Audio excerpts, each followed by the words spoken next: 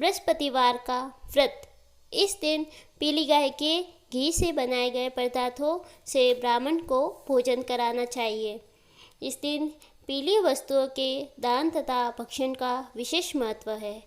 इस दिन पुरुषों को बाल तथा दाढ़ी नहीं बनवानी चाहिए। स्त्रियों को बिना सिर भिगोए स्नान करके कदली वृक्ष की पूजा करनी चाहिए। क्षत्रियों में घकवार तथा छंदेले इस दिन कोई शुभ यात्रा नहीं करते।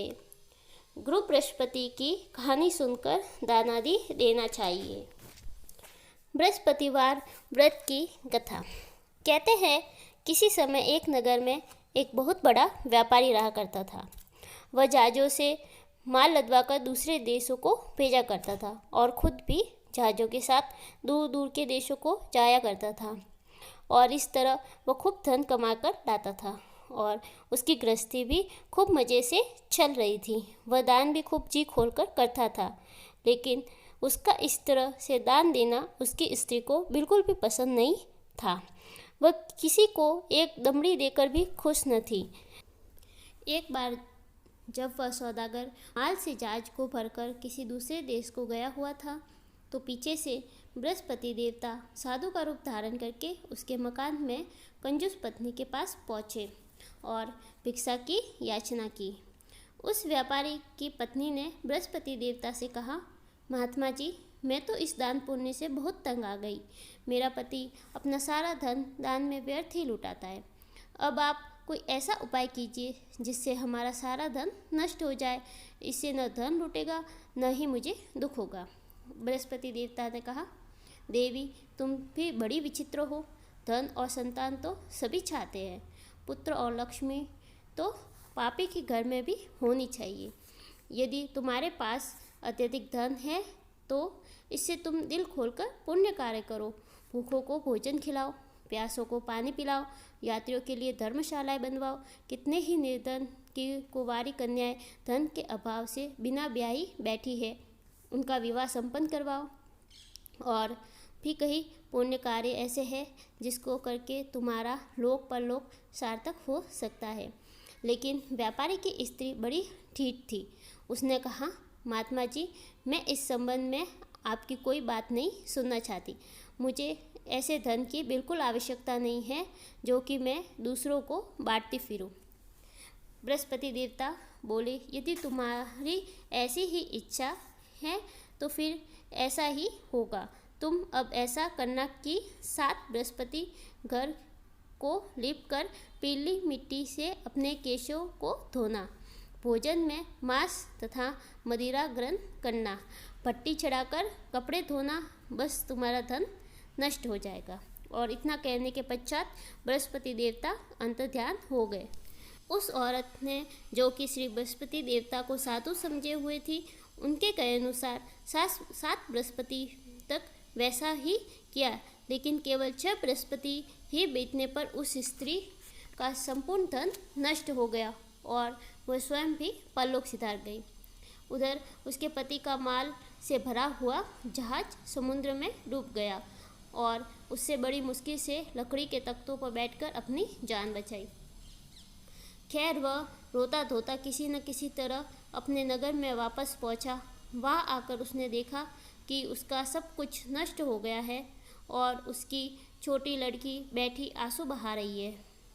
उस व्यापारी ने अपनी लड़की को तसल्ली देकर चुप कराया और उससे सब समाचार पूछा। लड़की ने अपने पिता को उस साधु वाली पूरी कहानी सुना दी। उसने लड़की को शांत किया और भगवान की करनी पर बड़ा प्रसन्न हुआ। अब वह प्रतिदिन जंगल में जाकर वहाँ से लकड़ियाँ चुन लाता, उन्हें नगर में बेचकर अपनी जीविका चलाने लगा, मगर धन के अभाव के कारण बहुत दुखी था, क्योंकि गुजारा बड़ी मुश्किल से चलता था।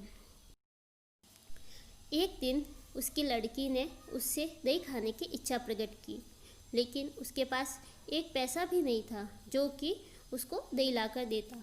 वह उसे आश्वासन देकर जंगल में चला गया। जंगल में जाकर एक वृक्ष के नीचे बैठकर अपनी पूर्व दशा का विचार कर रोने लगा। वह बृहस्पति का दिन था।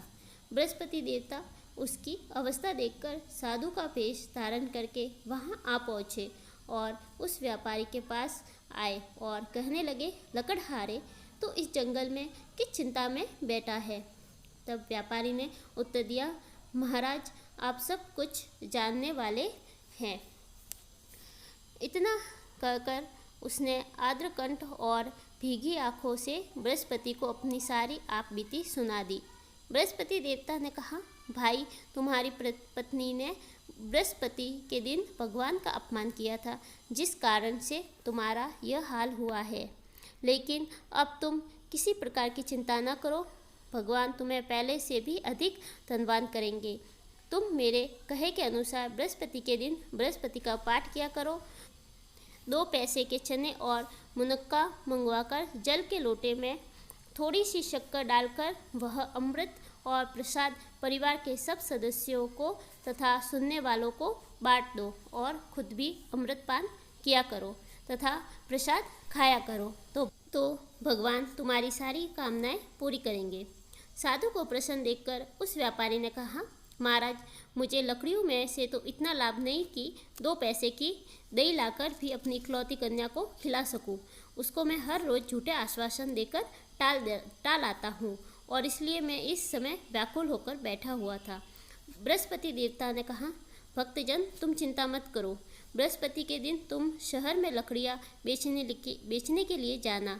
तुमको उस दिन लकड़ियों में 4 पैसा अधिक मिलेगा, जिससे तुम 2 पैसों की दही लाकर अपनी कन्या को खिलाना और 2 पैसे का मुनक्का और चने लाकर बृहस्पति देवता की कथा करना। जल में जरा सी शक्कर डालकर अमृत बनाना और कथा का प्रसाद सब में बांटना और खुद भी खाना, तो तुम्हारे सब मनोरथ सिद्ध हो जाएंगे। इतना कहकर बृहस्पति देवता अंतर्ध्यान हो गए। धीरे धीरे बृहस्पति का दिन भी नज़दीक आ पहुंचा। व्यापारी ने जंगल में से लकड़ियाँ इकट्ठी की और शहर में बेचने के लिए आया। उसको इस दिन 4 पैसे अधिक मिले, जिसमें 2 पैसों का दही लेकर उसने अपने लड़की को दी। 2 पैसों के चने और मुनक्का लेकर अमृत बनाकर प्रसाद बांटा और प्रेम से खाया। उसी दिन से उसकी सब कठिनाई दूर होने लगी। लेकिन अगले दिन बृहस्पति को बृहस्पति देवता की कथा करवाना भूल गया। शुक्रवार को उस नगर के राजा ने आज्ञा दी कि कल मैंने बहुत बड़े यज्ञ का आयोजन करवाया है, अतएव कोई भी व्यक्ति अपने घर में अग्नि न जलाए और समस्त जनता मेरे यहाँ आकर भोजन ग्रहण करे। जो इस आदेश की अवहेलना करेगा उसे सूली पर लटकाया जाएगा।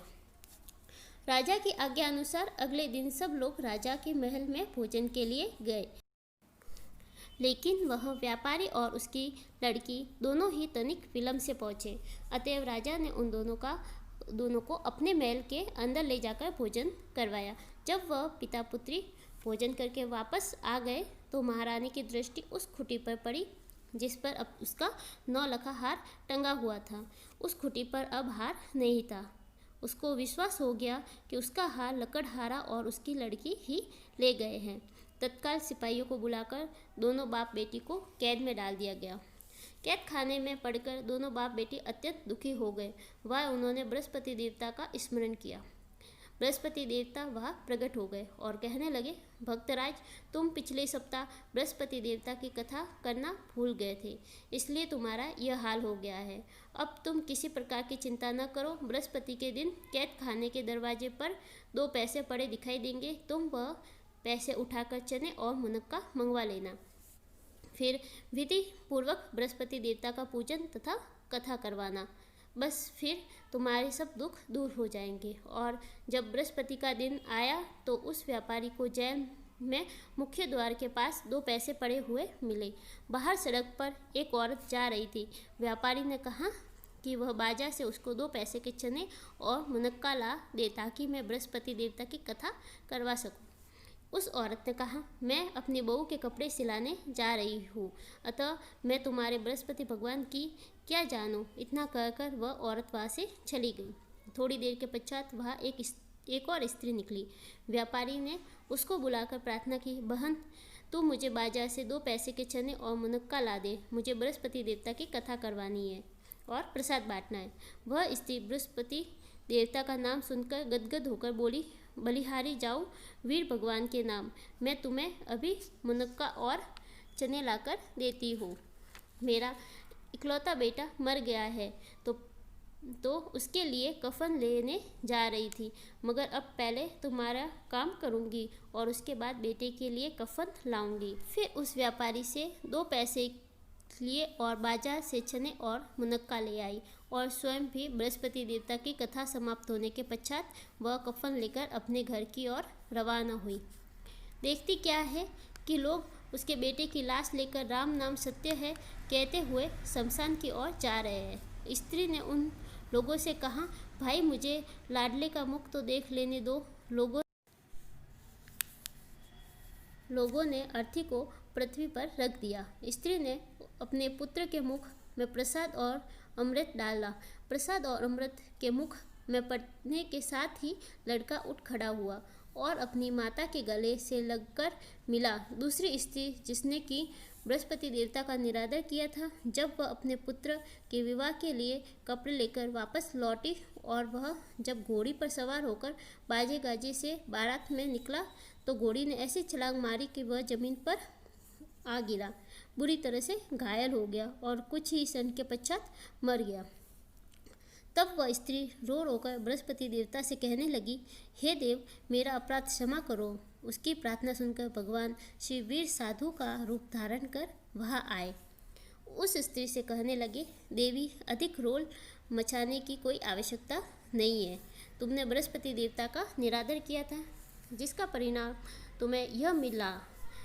अब भी तुम जेल खाने जाकर उस भक्त से क्षमा की याचना करो और उससे बृहस्पति देवता की कथा सुनो, इससे सब कुछ ठीक हो जाएगा। वह स्त्री फिर जेल खाने पहुंची और मुख्य द्वार के पास जाकर उस व्यापारी से मिली। हाथ जोड़कर कहने लगी, भक्तराज, मैंने तुम्हारा कहा नहीं माना और तुम्हें मुनक्का और चने लाकर नहीं दिए। इससे बृहस्पति देवता मुझसे रुष्ट हो गए हैं, जिसके कारण मेरा इकलौता लड़का घोड़ी पर से गिरकर मर गया। उन्होंने कहा, माता तू चिंता मत कर, बृहस्पति देवता सब कल्याण करेंगे। तुम अगले बृहस्पति को आकर बृहस्पति देवता की कथा सुनना। तब तक अपने लड़के के शव को फूल, इत्र तथा घी आदि वस्तुओं में डालकर रख दो। स्त्री ने ऐसा ही किया। बृहस्पति का दिन भी आ पहुंचा। 2 पैसे के मुनक्का और चने लेकर पवित्र जल का लोटा भरकर जेल के द्वार पर आई और श्रद्धा के साथ बृहस्पति देवता की कथा सुनी। जब कथा समाप्त हुई तो अमृत व प्रसाद लाकर अपने मरे हुए पुत्र के मुख में डाला। एकाएक उसको सांस आने लगी और उठकर खड़ा हो गया और पुत्र को लेकर वह प्रसन्नतापूर्वक अपने घर को रवाना हुई। बृहस्पति देवता के गुण गाने लगी और उसी दिन रात्रि में राजा को बृहस्पति देवता ने स्वप्न में दर्शन दिए और कहा, हे राजन, तूने जिस व्यापारी और उसके लड़की को जेल में बंद कर रखा है वह दोनों निर्दोष है। अब दिन निकलने के साथ दोनों को जेल से रिहा कर दे। तेरी रानी का 9 लखा हार उस खूंटी पर लटका है। दिन निकला तो रानी ने अपना हार खूंटी पर लटका हुआ देखा। राजा ने उस व्यापारी तथा उसकी लड़की दोनों को रिहा करके वस्त्र धारण करवाकर अपराध के लिए क्षमा याचना की और उसको अपना आधा राजपाट देकर तथा उसकी लड़की का उच्च कुल में विवाह संपन्न करवाकर दहेज में अनमोल हीरे जवाहरात दिए। बृहस्पति देवता ऐसे ही है, जैसी मनोकामनाएं होती है वह पूर्ण करते हैं। जो कोई श्रद्धा व प्रेम से बृहस्पति देवता की कथा पढ़ेगा अथवा दूसरों को पढ़कर सुनाएगा, उसकी सब मनोकामनाएं पूरी होगी।